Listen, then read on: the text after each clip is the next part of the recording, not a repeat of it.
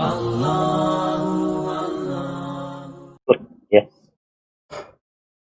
Assalamualaikum warahmatullahi wabarakatuh. Waalaikumsalam warahmatullahi wabarakatuh. Ahlan wa sahlan. Baik.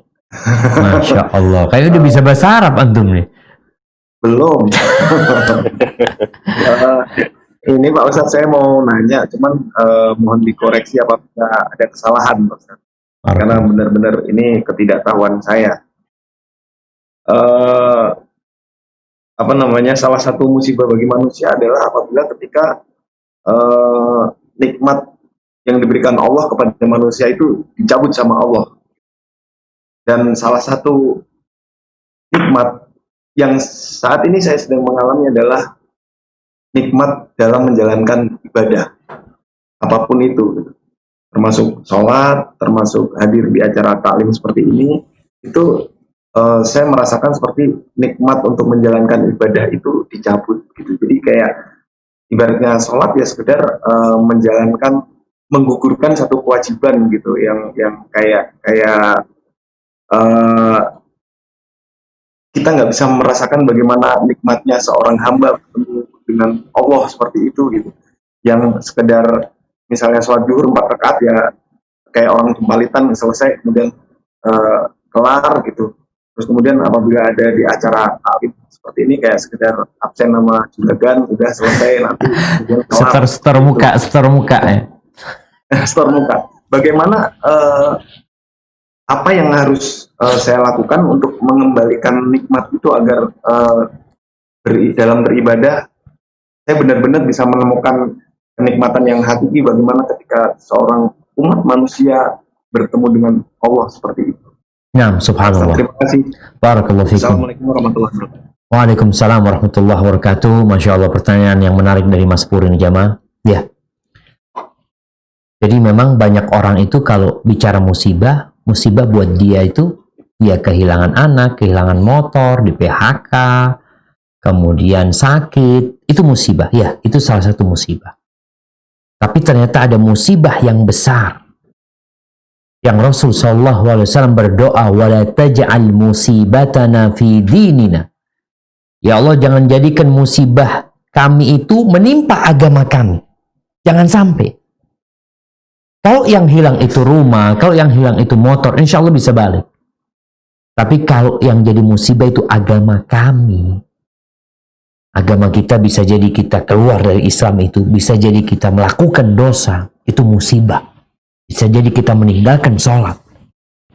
Dan memang jamaah, di antara bentuk musibah yang mungkin kita tidak merasakannya, tadi dicabutnya nikmat ibadah. Sampai ada orang yang mengatakan kepada Hasan Basri, atau dia meriwayatkan tentang seorang yang mengatakan, ya Allah, aku nih kok kayaknya hidupnya nyaman-nyaman aja sih, padahal aku banyak dosa gitu loh. Lalu dikatakan, berapa banyak engkau dihalangi dari bermunajat, berapa sering engkau dihalangi dari nikmatnya, dari lezatnya bermunajat kepadaku, tapi engkau nggak sadar. Itu musibah yang besar. Berapa banyak orang yang berpuasa, kata Nabi alaihi salatu wassalam, rubba sa'imin laysa lahu min siyamihi illa al-ju' wal atash. Berapa banyak orang yang berpuasa namun dia tidak mendapatkan apa-apa kecuali rasa lapar dan haus. Dia tidak merasakan nikmatnya puasa sama sekali. Yang ada, ya Allah, lapar, haus. Nah, sholat. Allah mengatakan wailul lil musallin, celaka buat orang-orang yang sholat. Bayangkan, dia sholat celaka, sholat masuk neraka. Ada sebagian kita yang mengatakan, udahlah nggak usah bicara gimana sholat supaya benar. Sekarang kita bicarakan orang yang nggak sholat itu tuh yang nggak benar. Iya betul, orang yang nggak sholat nggak benar, perlu kita perbaikin. Tapi orang yang sholat pun perlu diperbaiki, karena ada orang sholat masuk neraka.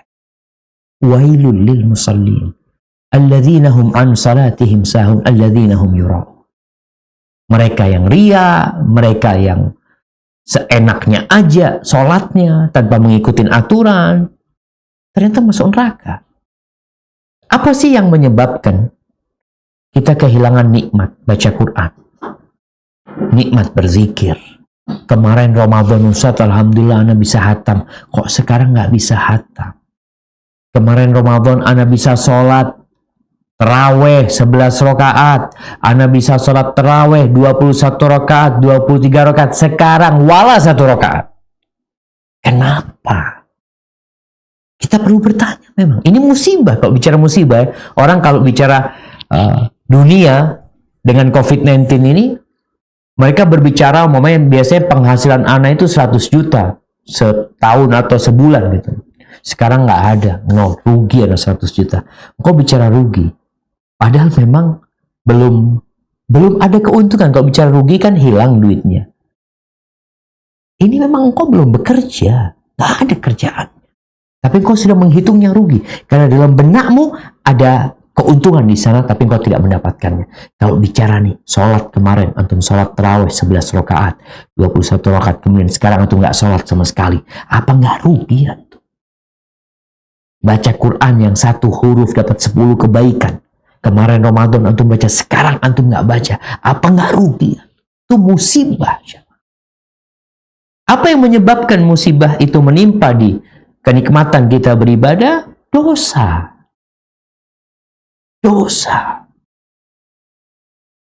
Dan salah satunya adalah ambisi dunia.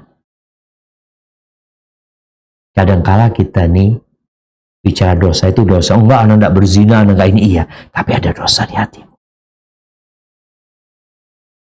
Atau suudzon sama Allah SWT. Enggak menerima dengan takdir Allah SWT. Itu juga dosa. Jadi tatkala hamba kehilangan nikmat beribadah, yang harus dia lakukan adalah bertaubat, istighfar. Baik dari dosa yang dia ketahui atau yang dia tidak ketahui. Nabi mengajarkan itu. Bagaimana kita Allahumma ghfirli ma qaddamtu wa ma akhartu wa ma a'lantu wa ma asrartu wa ma asraftu. Allahumma ghfirli khati'ati wa jahli wa amdi. Minta ampun ya Allah dosa-dosa yang ku kerjakan sengaja, yang tidak sengaja, yang aku tidak tahu, yang banyak, yang sedikit, yang terang-terangan, yang sembunyi, semuanya minta ampun. Itu Nabi ngajarkan kita seperti itu. Jadi tatkala kita merasakan kehilangan nikmat dalam beribadah, ini buat orang yang sudah merasakan ya. Tapi ada orang yang sampai umur 60 tahun tidak merasakan nikmatnya beribadah. Yang ada ibadah itu masih beban buat dia. Belum nikmat. Kayak kajian nih. Karena juragan hadir mau nggak mau hadir juga terpaksa. Ada yang seperti itu. Belum merasakan. Dan kalau engkau ingin merasakan nikmatnya beribadah, maka cintailah Allah dan Rasulnya lebih dari semua yang ada di muka bumi. Cintailah saudaramu karena Allah Subhanahu wa Ta'ala. Bencilah kepada kekufuran sebagaimana engkau benci untuk dimasukkan ke dalam api neraka. Insya Allah engkau akan merasakan manisnya beribadah, dan kembali itu kelezatan-kelezatan yang mungkin hilang darimu. Hada wallahu a'lam bishawab. Nah. Allah